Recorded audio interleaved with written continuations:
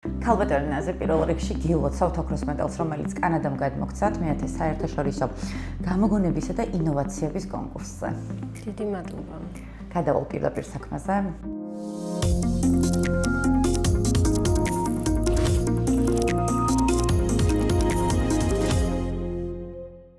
რა არის ორთოდონტია? ორთოდონტია სტომატოლოგიის ერთ-ერთი დარგია, რომელიც სწავლობს ყბა-კბილთა სისტემის განვითარებას, ანომალიების ეტიოლოგიასა და პათოგენეზს, დიაგნოსტიკასა და მკურნალობას, მიღებული შედეგის სტაბილურობას, პრევენციულ ღონისძიებებს. დარგი ასევე აერთიანებს საფეთქა ქვედაყბის სახსარს, სახის კუნთებს, სახის ესთეტიკური პროპორციების აღდგენასა და დაცვას. გასაგებია და რატომ არის მნიშვნელოვანი კბილთა არკალის და თანკბილვის კორექცია?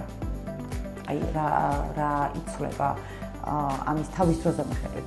არასწორი შეთანხმება ძალიან დიდ პრობლემებს ქმნის ნებისმიერ ასაკში. ამ დროს დარღვეულია, ხშირ შემთხვევაში დარღვეულია ღეჯვის, ყლაპის, მეტყველების ფუნქციები, იწვევს ემალის მიკრობზარებს, ზიანდება მინანქარი, იწყება ფესვების რეზორბცია, ძვლის ატროფია და სხვადასხვა ფაქტორები ადამიანს მთელი ცხოვრების განმავლობაში შესაძლებელია არასწორმა შეთანხმებამ პრობლემა შეუქმნას, ვინაიდან ჩვენს მიერ მოწოდებული ნებისმიერი კონსტრუქცია, ეს იქნება ხიდი, იმპლანტი თუ ვინირი, გვირგვინი, ყოველთვის პრობლემას ქმნის არასწორი შეთანხმება. სწორედ ამ ყველაფრის გათვალისწინებით თუ ვიმსჯელებთ, კბილთა არკალის და თანკბილის კორექცია აუცილებლობას წარმოადგენს. როგორც ჩანს, რიგი პრობლემები არის და აი ამ ყველაფერს რო თავი ავარიდოთ, რა ასაკში არის რეკომენდებული პირველი ვიზიტი? თანამედროვე ორთოდონტების აზრით 3-4 წლის ასაკიდან არის აუცილებელი ორთოდონტთან ვიზიტი, როდესაც ყველა სარძევე კბილი ამოიჭრება კბილთა არკალში.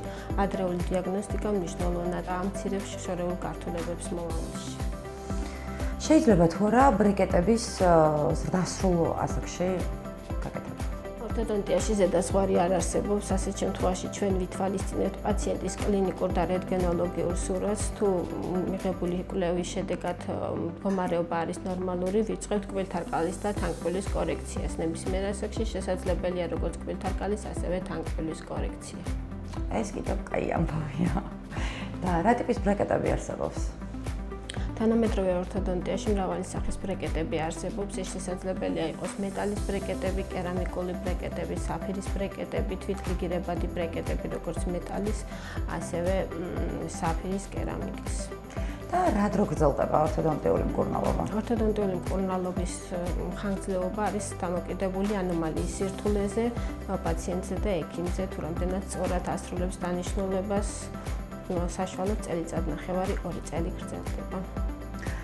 და არის თუ არა მტკივნეული ორთოდონტიული მკურნალობა, იმიტომ რომ ვფიქრობ, რომ არიან ჩემნაირი პაციენტები, რომლებსაც ამ მტკივილის განცდის ეშინია ძალიან. ორთოდონტიული მკურნალობა მტკივნეული არ არის, არსებობს მხოლოდ მომატებული ჰიპერმგრძნობელობა და დროებითი დისკომფორტი, რომელიც ხშირ შემთხვევაში არ საჭიროებს მედიკამენტოზურ ჩარევას. რას ურჩევთ ადამიანებს, ვისაც ჯერ კიდევ ბრეკეტების გაკეთების ძალიან ეშინიათ?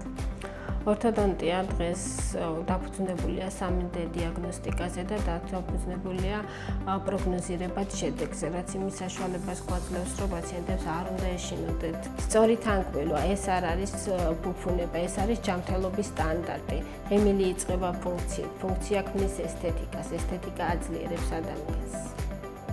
ქალბატონინაზე უკვე 8 წელი არის, რაც კოპალდენტი არის ბაზარზე და თუ შეიძლება რომ შევახსენოთ ადამიანებს თქვენი სერვისები, რას თავაზობთ?